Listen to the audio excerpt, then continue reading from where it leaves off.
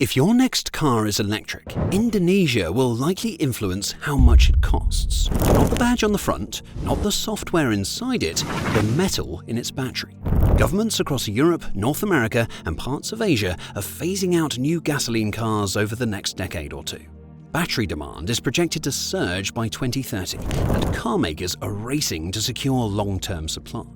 And when nickel prices jump, as they have repeatedly in recent years, it's not just a commodities headline. It's a pressure signal, because the world isn't simply short of nickel, it's short of the right kind, in the right place, at scale. Most people think the EV race is about gigafactories in Nevada or battery labs in California. It isn't. It begins on humid islands in Southeast Asia, where red soil is mined and fed into furnaces that run day and night. That's where the balance of power shifted. Indonesia is an archipelago of more than 17,000 islands. Beneath a few of them, especially Sulawesi and Halmahera, lies the largest concentration of nickel reserves on Earth, roughly 40% of the global total. Now, for decades, that didn't automatically make Indonesia central to batteries. The industry preferred Class 1 nickel from countries like Russia and Canada, easier to refine into battery-grade material. Indonesia mostly had laterite ore, lower grade, harder to process, historically used for stainless steel. So what changed? Well, technology. High-pressure acid leaching, HPAL, made it possible to convert laterite into battery-grade nickel. It's expensive and technically demanding, but it unlocked Indonesia's reserves. By 2025, Indonesia was producing over half of global nickel supply. The majority of new supply growth in recent years came from this one country. That's not incremental, that's structural. But geology alone didn't do it. Policy did. Now, in 2020, Jakarta enforced a full ban on exporting raw nickel ore. If companies wanted access, they had to process it inside Indonesia. Basically, build smelters locally or look elsewhere. The European Union challenged the policy at the World Trade Organization and won in 2022.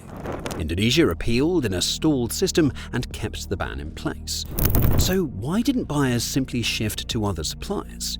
Well, because alternatives were limited and Indonesia was rapidly becoming indispensable. While Europe litigated, China invested.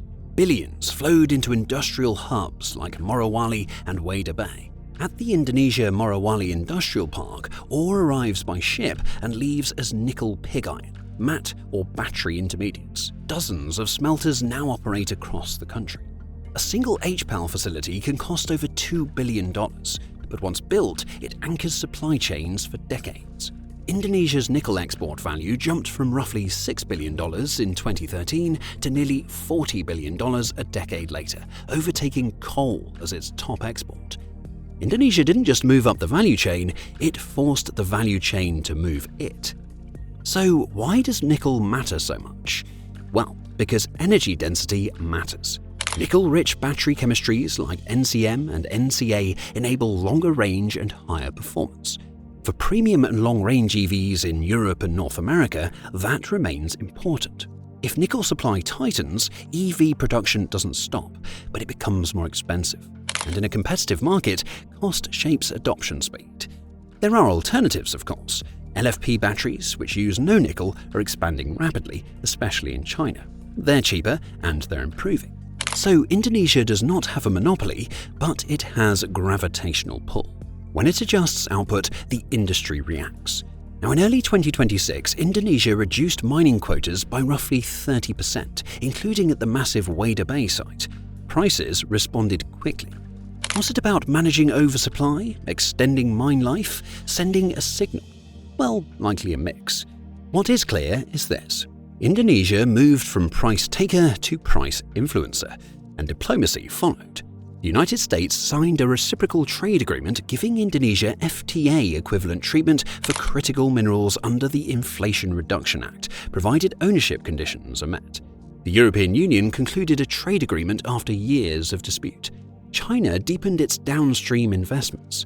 Instead of demanding policy reversals, major powers began negotiating within Indonesia's framework. But leverage here is layered.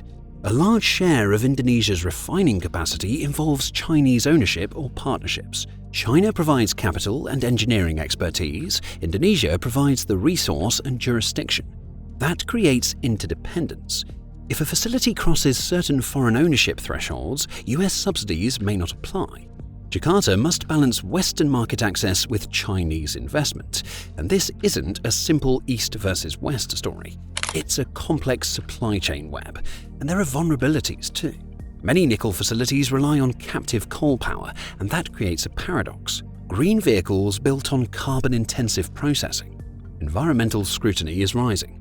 Embedded emissions reporting, investor pressure, and local environmental impacts could reshape sourcing decisions. And technology continues to evolve. LFP batteries are gaining share. Sodium-ion is advancing. If nickel intensity per vehicle declines meaningfully, Indonesia's leverage could soften over time. Jakarta appears aware of that risk. The strategy is expanding beyond mining into refining, cathode materials, and potential battery manufacturing. Move higher up the chain, capture more value. Reduce exposure to raw commodity cycles, because mineral leverage lasts only as long as demand does. So who controls the electric car age? Well, not just automakers, not just governments setting mandates. The energy transition depends on minerals, and minerals are geographically concentrated. Right now, Indonesia controls the largest share of the nickel that makes long-range electrification viable at scale. It doesn't control everything. It isn't immune to market or technological shifts.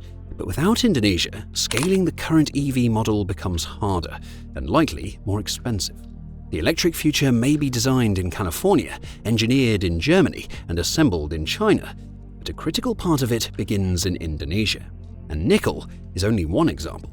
If you want to see how geography and resources reshape continents, then check out our other videos. Because the real map of global power isn't just political, it's geological, and it's still being redrawn.